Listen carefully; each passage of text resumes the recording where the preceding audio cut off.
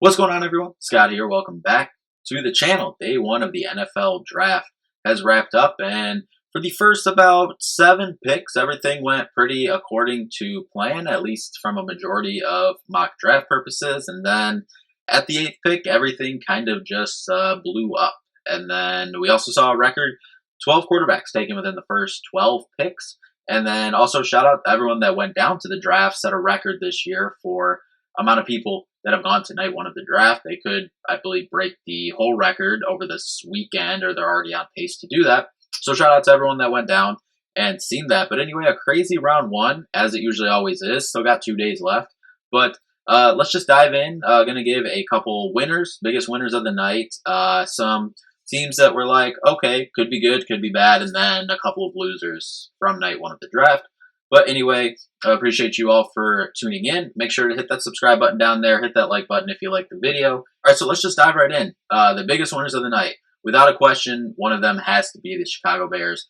Obviously, getting their franchise potential changer quarterback there in Caleb Williams, having him come in to a roster that already has quite a bit of pieces that he can come in and, be successful right away. Obviously, there'll still probably be a learning curve, even with as good of a talent and as great of a talent, really, that Caleb Williams is. But he already has a nice roster and piece there to come in and try to be successful year one. Think of Bryce Young last year as a Panthers fan over here. We were like, okay, we have a good roster in place. We have, on defense, Brian Burns, Derek Brown, J.C. Horn, some other nice pieces, Dante Jackson, Jack Thompson. Then on offense, we got Ike Ekonwa. We got Jonathan Mingo coming in last year as well with Bryce Young. You gave up DJ Moore, obviously, but you went and got Adam Thielen in the offseason. And then Bryce Young coming in, you're like, okay, some changes have been made on the offensive line. You expected Bryce Young and company to come in that first year with a brand new rookie quarterback and have a better year. But then obviously that didn't happen. So you think of say a Trevor Lawrence or Joe Burrow, quarterbacks drafted high come into a situation where there's some pieces, but not a lot, and they still got to build and grow with it. Specifically really Trevor Lawrence with that, but Caleb Williams is really coming into one of the best situations possible. Walking in with, 2 studs in the wide receiver room, DJ Moore and Keenan Allen coming in. You got Cole Kmet at tight end, Joe Everett coming in as well. An okay offensive line, still could add another piece or two there. But, this is great for him coming in year one. Dream scenario for him. Plus, he also got Rome Odunze at number 9 to pair with, obviously, as we said, DJ Moore, Keenan Allen at that wide receiver position. Plus, you brought in DeAndre Swift. You still have Cole Kmet on the roster as well, as I just mentioned. But Chicago Bears definitely one of the biggest winners. Another big winner of night one, I believe, is the Arizona Cardinals. Got arguably the best player in the draft at number 4. You could really add it. It's really between Marvin Harrison Jr., Caleb Williams, and Jaden Daniels. Brock Bowers you could probably throw up there too. But you got arguably the best player in the draft at number 4. A legit day one wide receiver, one in this league. Getting him for Kyler Murray, giving him some help that really hasn't had since he's been here. Obviously, he had D-Hop for a couple years there, but obviously D-Hop has since moved on to Tennessee. Then at 27, Arizona was able to grab a raw edge rusher in Darius Robinson from Missouri. And actually a cool story there with the draft being in Detroit. Darius is from Canton, Michigan, which is about 30-ish minutes from Detroit. So obviously kind of a hometown guy there. And actually Canton is about 15 minutes from where I grew up as well. So, that was a interesting story from night one there for the Cardinals. But I think Arizona still has some work to do. But I think that overall, I think this was a huge day one win for the Cardinals. Next, I got Daniel Jones and the New York Giants. I mean, the question here was they were trying to trade up. They were trying to trade up to get Drake May, it sounded like. They still had J.J. McCarthy there when they were at number 6 since they didn't make any moves. But they ended up going the route that I think was best for them in Malik Nabers, who in any other draft would be the first wide receiver taken off the board. But obviously, talent like Marvin Harrison Jr., who has been, the consensus wide receiver 1 since he stepped on campus in Columbus.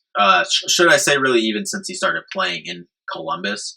But Malik Nabers, unquestioned second best wide receiver in this draft class. And you go to the Giants, who, especially since Saquon Barkley left, you needed some juice on offense, and they get that in Malik Nabers. Come in and play right away.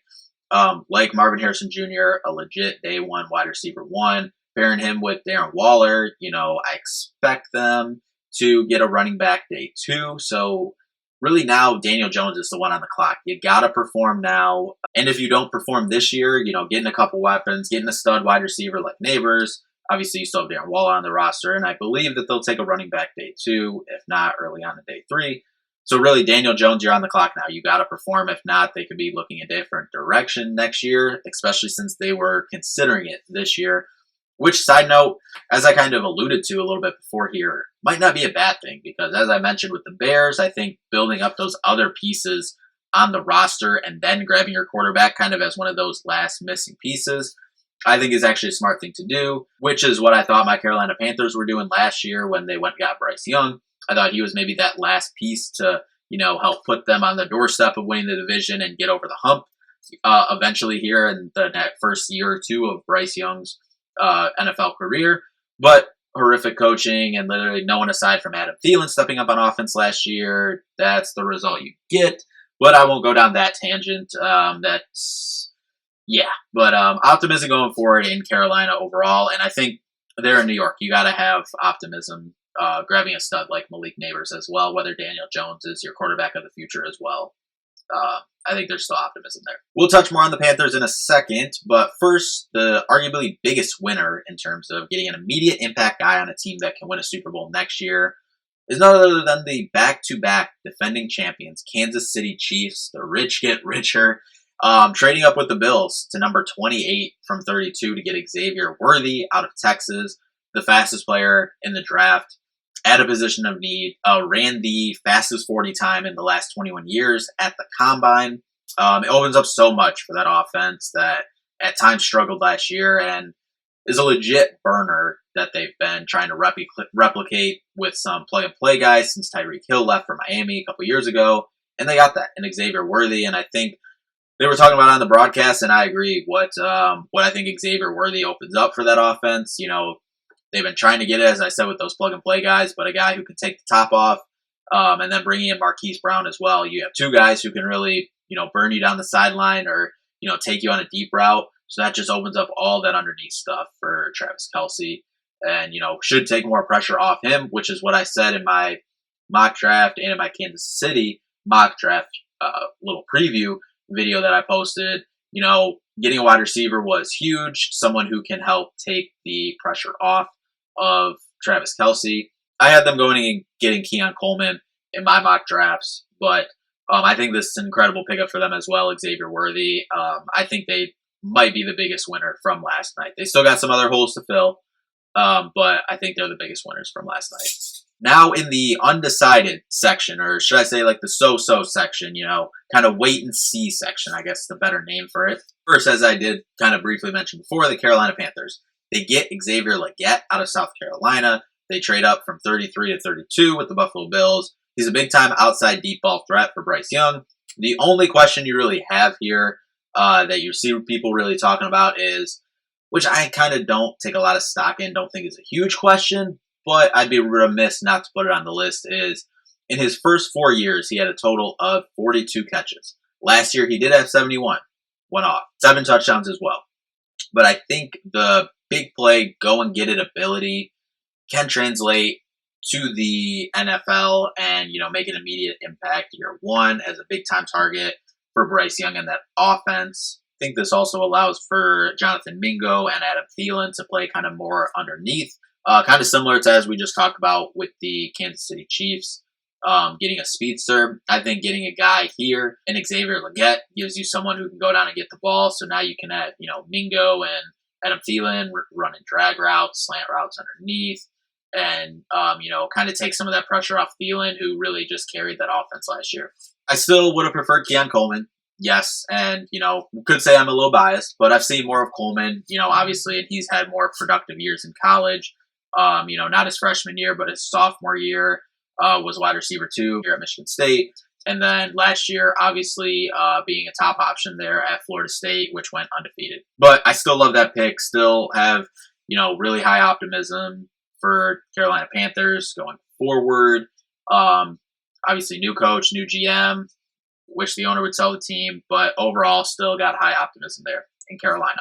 Next up, got Minnesota, getting J.J. McCarthy and Dallas Turner there in the first round. I think Dallas Turner is a big-time player. That arguably best edge in the draft. You could argue Jared Verse or Latu.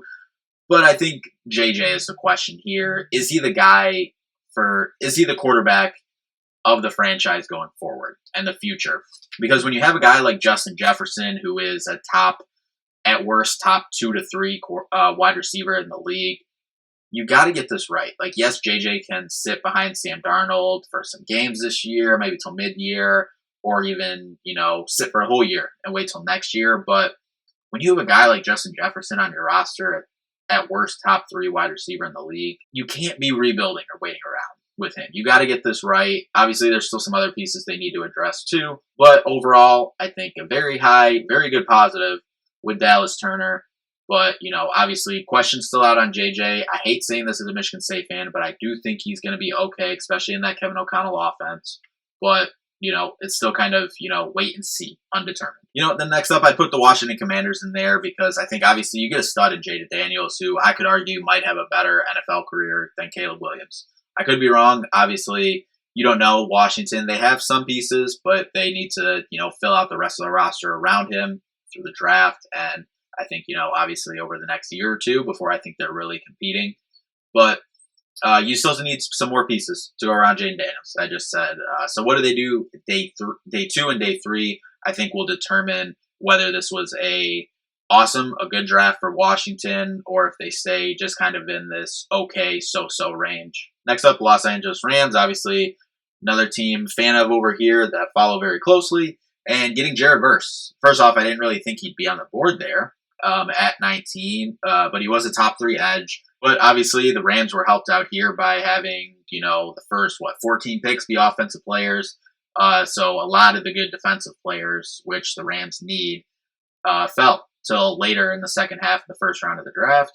And, you get a top 3 edge in the class after Aaron Donald does retire.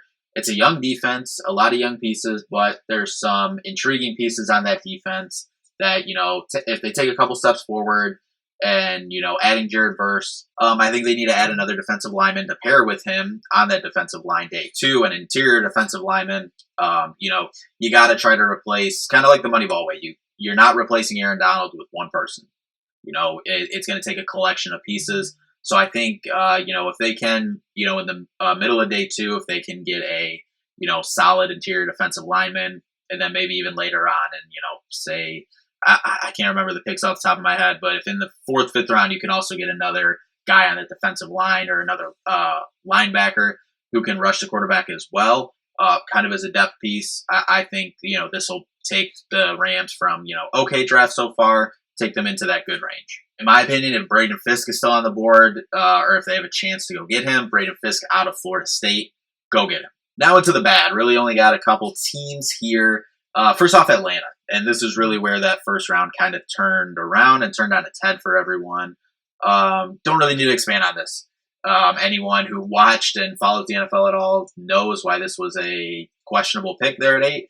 They just signed Kirk Cousins to this, big time, I think 4-year deal to help you get over the hump in that division, a division that you can win, next year. And you could have got Dallas Turner, Latu at number 8. Those were 2 names that were floating around. Obviously, you got Kirk Cousins there on a 4-year contract. If you're drafting someone to be the quarterback after him, I kind of get that. If you loved Michael Penix, okay, but I feel like you could have struck a deal there. Get the Dallas Turner, Latu, Jared Verse, whoever you wanted there at 8, or some other defensive help to help the team win in the next couple of years. And then if you really love Michael Penix or one of these quarterbacks and wanted to trade up again, maybe with the Broncos at 12 to keep Michael Penix from the Raiders, where all intents and purposes seems like that's where he was going. Do that. If you have to sell a little bit of the future to do that, get 2 first-round picks in the top 15, so be it. But if you believe in Penix that much, what does it matter? Because you're getting a piece that can immediately help you next year and the next couple of years of Kirk Cousins' contract before Michael Penix even starts to see the field. Next up, the Las Vegas Raiders. Getting Brock Bowers, who in my opinion was the top 5 talent in this draft. But they did kind of lose out with all the quarterbacks obviously going, within the first 12 picks, and they had 13. You have Michael Mayer, though, who was a second-round pick from last year, is why I put this in the bad portion of day 1 of the draft. If someone really wanted Brock Bowers, which I'm sure there was with the elite talent that he was, you could have traded back and, got some more assets. Obviously trade back for a later round 1 pick and then maybe get an early day 2 pick. You could have helped fill out more pieces of this roster, and then next year, swing for the fences. You have Gardner Minshew there, hold you down for a year. Next year, swing for the fences and either the draft or free agency to get your quarterback of the future. So didn't really think that made sense. Lastly, you got the Buffalo Bills. Obviously trading back twice, once from 28 to 32 with the Kansas City Chiefs, and then from 32 to 33 with the Carolina Panthers. Obviously, they need a wide receiver back after Stephon Diggs going to Houston this offseason. Don't understand letting your rival, who you've lost to in the playoffs, how many times in the last 5 or so years, letting them go up to get the speedster Xavier Worthy, which is position of need for Kansas City as well, which is the position of need that you need there in Buffalo. And actually the piece for Kansas City that fits their roster perfectly, a team that you have lost to how many times in the playoffs in the last 5 years.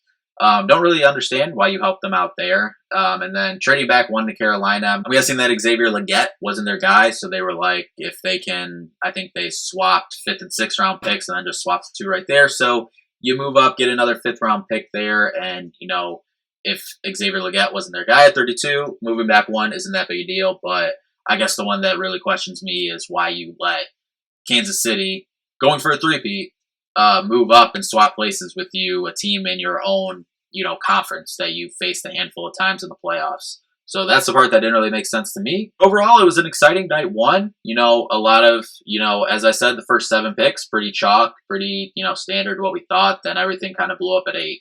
A lot of quarterbacks, a lot of offense. I think also tied or set a record with most wide receivers taken in round 1 as well. Round 2, I believe, starts at 7 o'clock on Friday night. Rounds 2 and 3 of day 2 of the draft, and then day 3 on Saturday. So looking forward to that. We'll be back to talk about it afterwards, anything exciting that happens. But thank you all so much for watching. See you in the next one. Peace out.